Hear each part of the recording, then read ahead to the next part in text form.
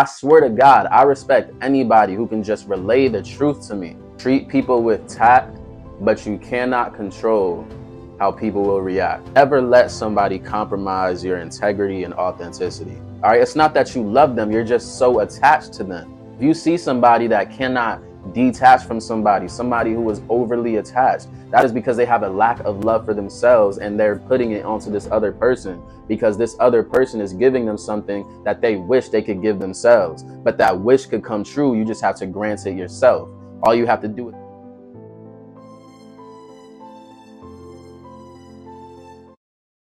yo, peace and high vibes, y'all. It's your man with the mind that is too divine, the one and only DM9, back with another production.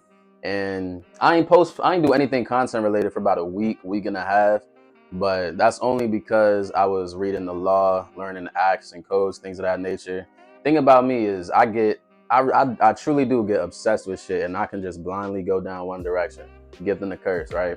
But as you can see by the title, we about to be talking about the lessons that I personally learned from 2023 and what I'm taking into 2024 and beyond to become a better version of me. Some people, they believe it's a new year. Some people don't think it's a new year yet. If you go based off of what you're told, it's 2024. If you go based off of what makes sense, the new year doesn't start until February 10th or the first day of spring. Regardless, 2023 going into 2024. First lesson I personally learned was treat people with tact, but you cannot control how people will react. So let me put this into perspective, all right? You can say one thing 100 different ways and say it to 100 different people, and each person is going to find a way to get triggered by what it is that you just said, because everybody has their different pain points and things that trigger them. So you cannot walk through life, you cannot go through people, you cannot experience people and interact with people walking on eggshells trying not to offend them. Yes, you want to be compassionate. Yes, you want to care for other people's feelings, but you do not want to care for other people's feelings to the point where it's stressing yourself out. Stress is the most toxic thing to the body. That's a topic for another day. So why are you stressing yourself out, harming your own vessel, harming your own mind and soul and spirit, just so you don't offend another person by the words that you say? You cannot control if somebody else is too sensitive. You know what I'm saying? You can't control another person's sensitivity. You can't control what another person is going to get triggered by. All you can do is control what you say and how you say it. That's why the first part of it is treat people with tact. Some people, the only reason I know what tact means is because I was in the military. All right. But I know some people, they might not know what tact means. Tact ultimately just means respect. All right. So treat people with respect, with courtesy. All right. Did I say that right? Courtesy? Courtesy. God damn it. Treat people with courtesy. Be courteous. All right. Be respectful. Whatever it is that you want to say, whatever the point is that you want to get across, however it is that you're feeling, whatever's stirring in your soul, say it respectfully. Say it tactfully. Do not say it with blatant, harmful intent. Okay? Do not say it trying to offend somebody. But as long as you say it respectfully, you did your job, because you ain't put out any evil intention. You ain't moved with any intention to offend anyone, to hurt anybody's feelings. If you know you said it as respectful as you could possibly say it, and the person you're speaking to still finds a way to get offended, they still want to argue, they still want to rah fight back, then so be it. That's on them. But one, you don't have to engage in that, because once again, you know what you meant. And two, like I said, you can't control how people will react. And another thing that goes with that is say what it is that you want to say. Communicate whatever it is that you are feeling, whatever it is that you are thinking, however you want to move with somebody, with people, whatever it is. Communicate it, okay? Do not just let it sit inside of you. Do not repress what it is that you need to express, because all that's going to wind up happening is you are going to become more frustrated and more frustrated and more frustrated. So much so to the point where you're doing, what did I say in the beginning? Stressing yourself out, all because you won't communicate what you're feeling, what you're thinking with another person. That's the thing that I don't like about when people say, "Oh, I was just being nice." Listen, I used to sell in the mall, right? I used to sell in the mall, and this is a perfect example. It's such a subtle, slight example, but it's perfect for this scenario. Treat people with tact, but you can't control how someone will react. I used to sell fragrance oils in the mall, right? And I remember it was this girl who walked past one day, and I had tried to, I ain't try to flag her down. I was just like, I think I saw her looking at the cart, and then I started walking up to her like, "Oh, you look too long. That's a fee. You gotta take a stick." You with me? And she, I could tell she ain't want to stop, but she did anyway. And then she smelled it, and then she was like, "Oh, it smells good." And I was like, "Ah, well, if that's the case, then come check some more out." And or I think I was like, no, I was like, all right, rate it on a scale of 1 to 10. She was like, 7.5. I was like, 7.5? All right, let me see if I can find you a 10. So I started trying to get her over to the cart, and she came over. Then I showed her something else, and I could see it in her energy that she didn't want to come. But you know what I'm saying? Sometimes you got to twist people's arms a little bit. You know what I'm saying? Sometimes you got to get people to do something you don't want them to do. That's sales, goddammit. So got her over. She said what she said. And like I said, I could see it in her that she didn't want to shop, but she still wound up coming anyway. And then I could see it once I showed her like another scent. I could see it that she didn't want to be there. So I was like, all right, you don't gotta be here no more. My man's was like, you look like you was fucking with it though. What happened? And then she was like, no, I wasn't. I was just being nice. Why are you wasting my time? Why are you putting yourself through something that you did not want to do just out of the energy of wanting to be nice? You're not being nice. You're wasting your time and you're wasting mine. All because you were scared to say something because you didn't know how I was going to react.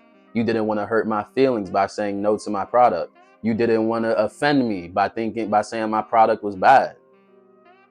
All because you wanted to be nice rather than saying what it is that you felt with respect. I swear to God, I respect anybody who can just relay the truth to me. No matter how, as long as you're not trying to offend me. That's something I don't like. That's something my mom does. All right. That's something a lot of people in my family does. Let me not even just specify my mom. All right. They're terrible communicators.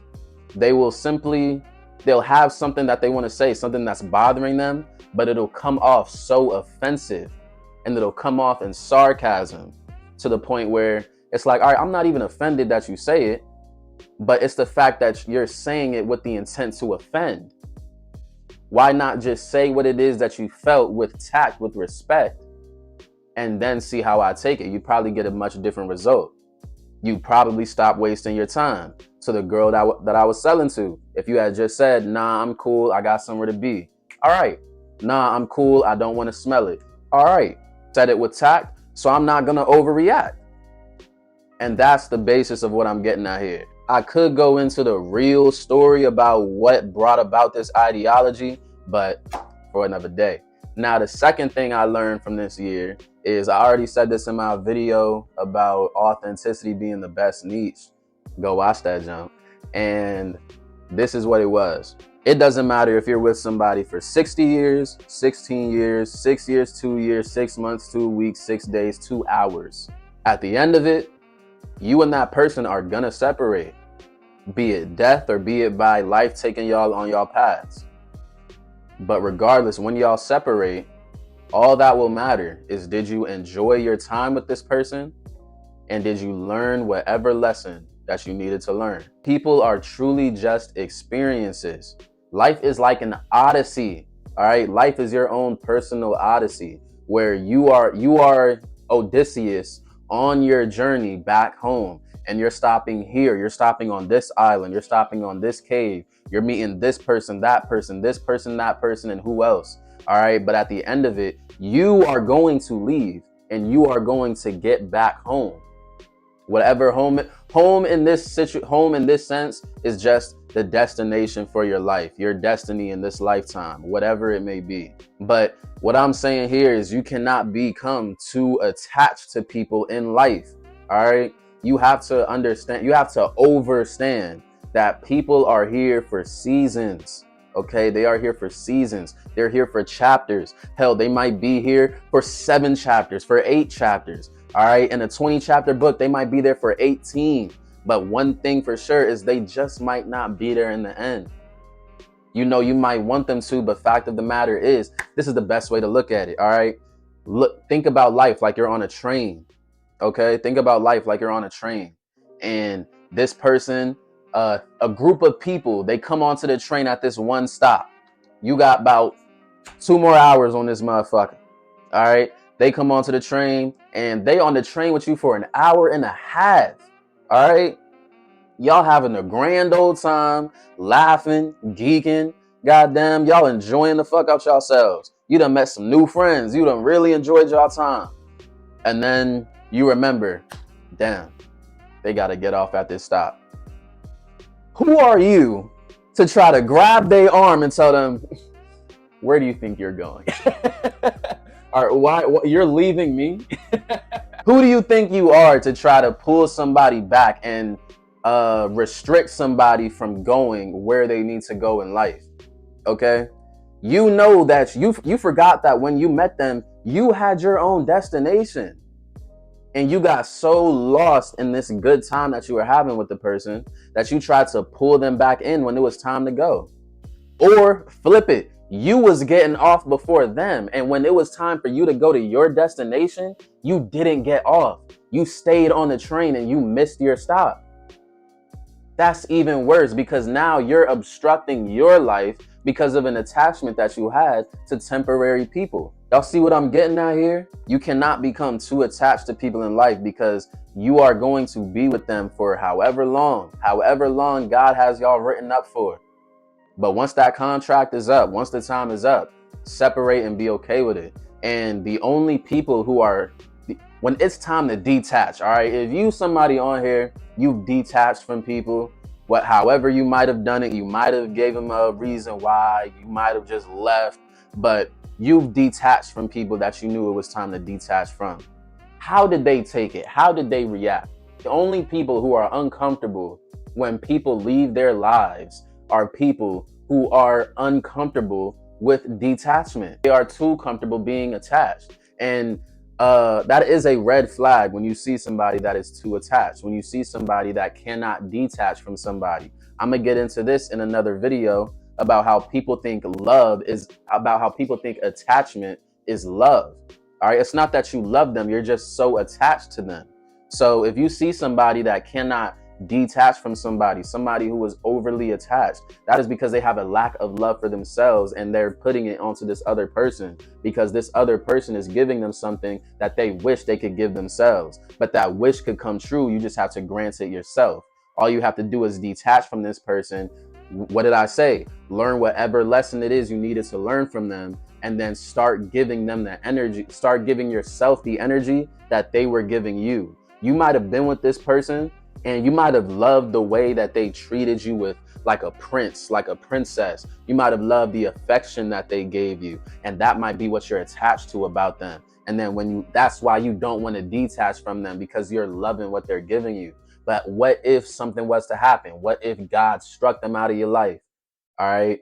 Now it's time for you to give that to yourself. But this is what's scary about it, is people can become so attached to somebody that even when they're gone, they can't even reflect on the lesson that needed to be learned from the experience.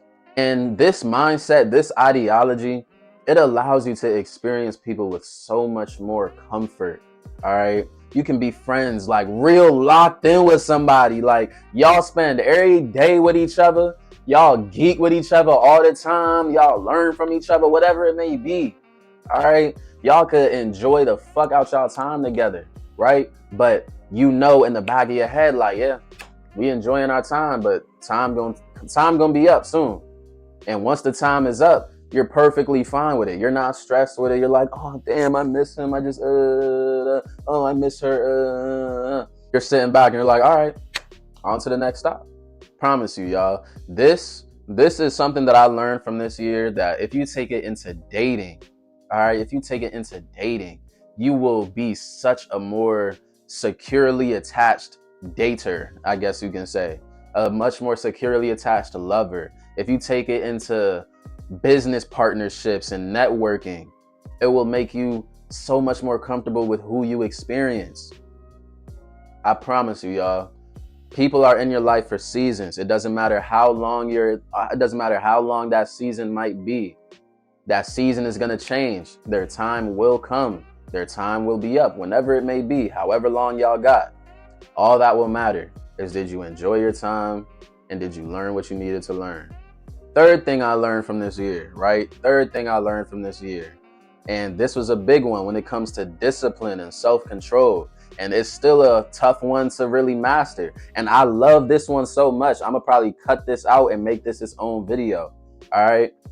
Self-control. Self-control is just like a journey in a car ride. I love relating things to journeys and car rides because, as we know, life is a journey. A car ride, a train ride, whatever it may be, right? Think about it like this. Your subconscious mind is the GPS. I learned this from Bruce Lipton, by the way. Your subconscious mind is the GPS that's built into the car. And you are the one steering the wheel. Okay, you are the one in control, but there's a GPS system. It's like a 2024 Tesla, goddammit. There's a GPS built into it that can automatically drive itself and get to where it's supposed to go.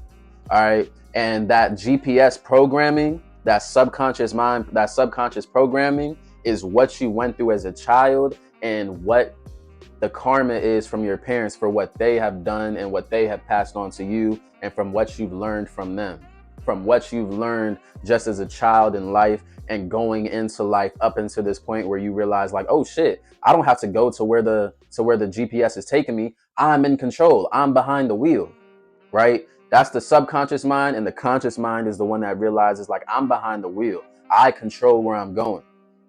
Think about it like this as well. That steering wheel has like max sensitivity, nigga. If you played COD, nigga, it's like playing on 18 sensitivity, nigga. You turn the steering wheel just like this. You gonna bump into another car. Turn it like this. You just might crash into a mountain. You ain't even do too much, but that's just how sensitive the steering wheel is. This steering wheel is so sensitive. You got to be very wary about what it is that you're doing and be focused on where you're trying to go. Now, this is the thing. Say you live in fucking Wisconsin. I got to stop cussing so much. I really want to get it out. I'm just now becoming conscious that I'm not supposed to be cussing that much in my videos. I'm going to play this back and see how good I've been doing. But anyway, say you stay in Wisconsin and you on a journey to South Beach. You on a journey to Miami. So you on this journey, but that is where you are consciously trying to go. The GPS taking you to Albuquerque, nigga. The GPS taking you to New Mexico, nigga.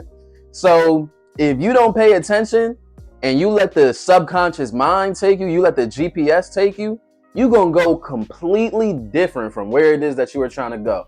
Or let's say your subconscious mind, it's taking you to crash out somewhere in Kansas. You like, nigga, I didn't even plan on going to Kansas. How the fuck Kansas get in the itinerary, nigga? But that's because that's where your subconscious mind is programmed to go. Notice I said crash out. What is crash out a metaphor for in these days in 2024? Goddamn, nigga, you done went to jail. Goddamn, you died. Goddamn, you just fucked up, right? You programmed to crash out, however bad it may be, in Kansas. But you're consciously trying to go on a trip to Miami. What this represents is you are going on a journey. You have an intention of going to this destination. Consciously, you need to be completely aware and making all the right turns and doing what it is that you're supposed to go, rather than letting the subconscious mind, rather than letting the GPS take control. Right? So this is what I learned from this year. I had to get that metaphor off, right? I had to get that metaphor off. I know it's a long explanation, goddammit, but I had to get that metaphor off because it's such a good explanation for controlling the subconscious mind and remaining conscious to where it is that you want to go in life. Because I could have this goal of reaching 200K on YouTube, 100K on IG, and 200K on my next TikTok, right? 200K on my new TikTok, right? But if I let my subconscious mind take control, I'll just start smoking, watching movies and bullshitting. And with my time, I'm not learning anything new. I'm not making new thumbnails, making new making new videos. I'm not being conscious over what it is that I want to be doing. I'm letting the autopilot take control and just doing what I've subconsciously programmed myself to do. So it's been learning that self-control and always remaining cognizant over where it is that I'm going in life, not taking the wrong exit, because it's like driving down to, it's literally like if you're driving on the interstate, right? And you take the wrong exit, because how often are you driving and you just zone out? We all do it, right? You take the wrong exit unbeknownst to you, and before you know it, before you even realize, God damn, I'm on the wrong road. How long have I been on?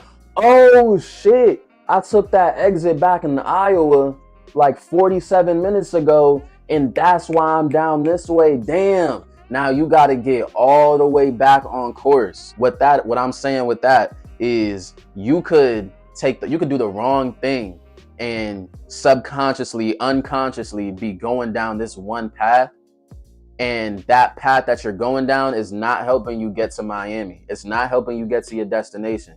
You were supposed to keep going this way. You unbeknownst to you, you wound up going this way, and before you knew it, you was already miles and hours behind.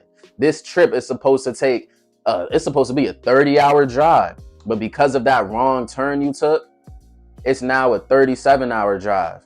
You done made it take a lot more time for you to reach your destination, for you to reach and accomplish your goal, all because you took that wrong turn. And this is the thing. This is what's so crazy about the subconscious too, is you might be conscious that you taking that wrong turn, but if you do not start steering the other way, you are only gonna keep going in that direction until you turn around. And the longer you go with the GPS, the autopilot taking control, the longer you go not being conscious over what it is that you're doing and moving with intent, the longer it's going to take for you to do what it is that you said you wanted to do. Another example of this is if you want to lose weight, if you got a body that you're trying to develop, all right, your goal, right, your Miami in this sense might be to be 200 pounds lean muscle, nigga. I'm trying to be built like, no, fuck that. 245 lean muscle, nigga. Tell that nigga Jonathan Majors I'm here. Fuck is you saying? Right? That might be your goal. Or if you a woman, your goal might be to be built like fucking Ruby Rose. All right? That might be your goal. But if you know that to look like Ruby, you got to start eating less. You got to go into a caloric deficit. You got to start eating the right foods, and you got to do HIIT training, and you got to do the right workouts and XYZ ABC. You know, you got to do all of this. That means you got to be moving with conscious intent. You got to be conscious about where you're going if you're going to get to your destination, right? But if you become unconscious and you let the subconscious take over, you're going to keep going down to Albuquerque, nigga. You're going to keep going to Kansas when you crash out. The version of that is you're going to keep going until you catch diabetes. You're going to keep going until you catch an illness or a dis-ease that you can't heal. All because you let your subconscious take over, and your subconscious programming might be to be lazy, to not work out, to not even think about eating right. Your subconscious programming might be to eat some steak and then go drink. God damn it, you see what I'm getting at here. All right, you're going to wind up going towards that subconscious programming rather than going towards your conscious destination. And for the men that's trying to be built like Jonathan Majors, you know that, all right, I got to start eating 4,000 calories a day. I got to start lifting. I got to stop just doing them regular 3 sets of 10 in the gym. I got to start doing 1 of 12, next set 10, next set 8. Got to keep going till failure and increasing the weight. Damn, I got to be doing this every day. Damn, this going to be a long journey, god damn it. If you really want to put that on, it's going to be a long journey to cutting up like that, right? You got to be conscious and move with intent the entire time. You got to be aware about where you're driving to. All right, because if you don't, you're just going to be like Kansas crash out, to where you're not doing anything. God damn, you got that Roger the Alien build. You just a skinny ass nigga with a gut. You just, you know what I'm saying? You just built bad as shit, goddamn. Or you just one of them niggas who you don't got a gut. You just don't got no damn muscle tone. It ain't like you fat. It ain't like you buff. You got that mannequin body.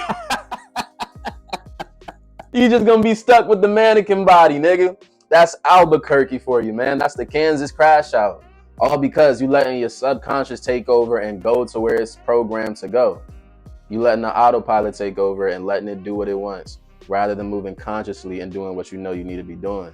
So this mindset, this perspective, it's honestly helped me with discipline. It's helped me with just remaining in control over what I know that I need to be doing. That's the whole point of that metaphor. It's a beautiful metaphor. I hope y'all fuck with it. As I started talking, as I finished talking, I realized, like, damn, I think I was cussing. I cussed there. Hey, man, it's something that's really programmed into me, man. I ain't gonna lie. I think the military really did it the worst, though. I was not cussing this much before I went to the military, promise. We gonna work on it, though, man. Slowly but surely. You're big. You've been saying this for a year. 2 years. But another thing, too, about this whole car and driving metaphor, right, when it comes to life, is stay in your lane and go at your own pace. You feel me? Just because, imagine you on the interstate and you going at the speeds you comfortable at. You're not driving below the speed limit. You're not driving OC fast. You just driving, nigga. You driving where you comfortable at. Feel me? You might push the pace a little bit so you can get to your destination a little faster, but you're not OCing it, right? And then the motherfuckers with the Hellcats and the Hondas come driving past, pushing they shit. All you hear is a loud ass Durango come pushing past you going 150, right? Don't start trying to speed the fuck up and match what they got going on, nigga. Let them do them. They moving fast. They living how they want to live. They doing what they doing. All right, they driving how they driving. Okay, keep going at your pace that you was comfortable at, nigga. Stay in your lane and stop minding other people's shit. Go, like I said, go at your own pace.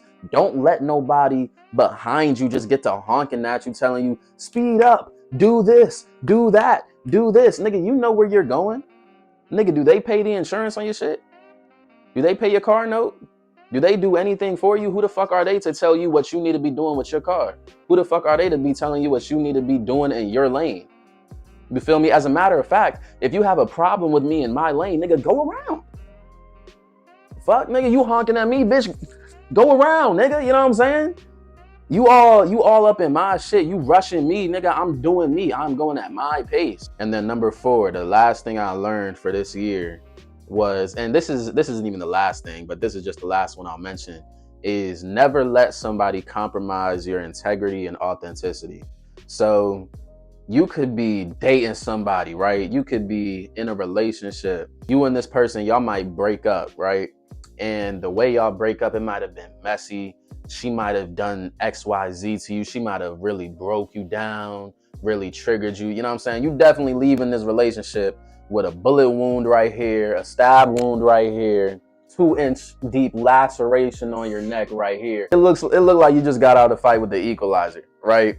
So, boom.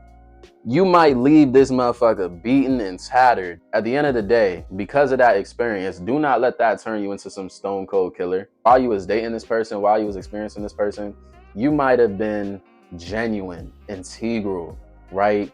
Really a stand-up nigga, really had morals, right? Compassionate. But you might have been met with so much lack of compassion. You might have been met with so much lack of morality, to where what you experience turns you into somebody who's cold-hearted. You just had your integrity compromised because that's not who you was before that experience. Because I know for me, I went through something in 2023, early 2023, that really blew the fuck out of me, right? And I was very compassionate and caring for this person, like I always am. But they still wound up doing what they did. And it had me asking people, like, me being as emotionally intelligent, emotionally understanding, me being as compassionate as I am as a person is one of my best traits, but it keeps leading me into this brick wall. It keeps leading me into gunshots, lacerations, and stab wounds. Why does it keep doing that? Do I need to stop? Do I just need to stop being so compassionate? Do I just need to stop being so understanding of people and just start moving narcissistic? Right? This is what I was thinking. This is how I thought I needed to be moved. I thought I was going through my villain arc, nigga. I thought I was Incrediboy when he ran into Mr. Incredible asking to be his sidekick. You know what I'm saying? Got rejected. He said, I don't work well with others. I don't work with a team. And then did what he did. I thought I was gonna come back 20 years later with a weapon trying to kill him and his fucking family, goddammit. I thought it was my villain arc. I thought I was Harry Osborn in the OG Spider-Man. You killed my dad, Peter? All right. That's exactly how he took it. He was like, all right. No, Spider-Man killed my dad. It's up with that nigga. I don't give a fuck what he's done for the city. I don't care how many lives he saved. Nah, fuck you, Mary Jane. This nigga killed Norman.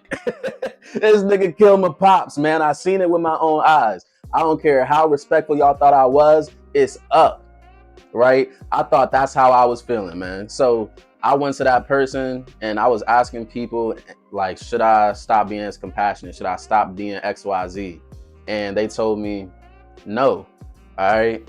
Yes, that might have been such a bad experience that you went through. Yes, that might have hurt. But what you got to realize is maybe it was teaching you to stop being so compassionate for others and start learning to create a balance within yourself. Okay. Everyone has a healthy level of narcissism and empathy. It falls on the same scale. Caring about others and caring for yourself. Acting in your own self-interest and acting in the interest of others. You feel me? But if you have too much of this, you're just going to wind up hurting yourself and pouring. You're going to be trying to pour out of a cup and into others when there was nothing in that cup in the first place, because you've never even acted in your own self-interest to fill this cup. The only way you can even feel a healthy amount of empathy for others, the only way you can even pour into somebody else's cup is if you have something in your own. So what she was telling me is, don't change your morality. Don't start moving without compassion. Keep being that same empathetic person, because that's what makes you so powerful as a man in itself, because there's not many of y'all. There's not. Fact of the matter, I don't even need to get into it, goddamn it. You watch my videos down the line, you're gonna realize, goddamn it, I'm a rarity. And that's what she was reminding me of, and that compassion that I operate with, the emotional intelligence and understanding my morality, okay? I can't let that be compromised just because of some negative experience that I had with somebody. Just like back to the original example where you you just walked out of a situation and it feel like you just left with a gunshot wound, a stab wound, and a laceration on your neck. All right. You could go back from that experience and say, nigga, fuck society. I am on shit. Pass me the machete. Pass me the sniper. Pass me all the weapons. I am going on a killing spree. You could react like that, but you're going to do all that when before you had that experience, you was the kindest person that there was. You was respectful. You was empathetic. But you went through this one bad experience that left you fucked up, and now it's fuck society. You had this friend, and they might have did you wrong. Ooh, this is a video for another day. God damn it, I'm gonna say it now. You had this friend, and they might have did you wrong. All right, but in your eyes, it's only wrong to your moral standards, to your moral compass, but it is completely within their energy to do what they did. So they didn't really do you wrong. They were being themselves. You're just projecting your morality onto them, right? You might have had this friend that did you wrong in a sense because of what they did, because of how you perceive them as stabbing you in the back. You have no trust for others. You have no friends anymore. You don't even call people friends. All I have is acquaintances. You start doing people dirty before you can do that, before they can do you wrong. Or if you want to take it the relationship route, and this is what's so common, especially with niggas and just women today, because women act like niggas, is you get cheated on, right? You get cheated on at a young age, and that creates your Incrediboy story. That creates your Harry Osborn story. Now, all of a sudden, it's fuck these up, fuck. I'm gonna speak from the perspective of a man. Fuck these bitches, fuck these women. I don't give a fuck. I'm gonna cheat, I'm gonna do this. None of them is loyal. Bro, that's not the energy you was moving with beforehand.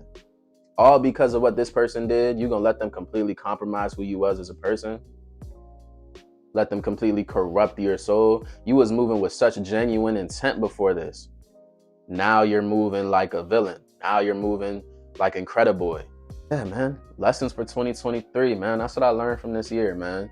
Treat people with tact, because you cannot control 1, treat people with tact because you cannot control how people will react.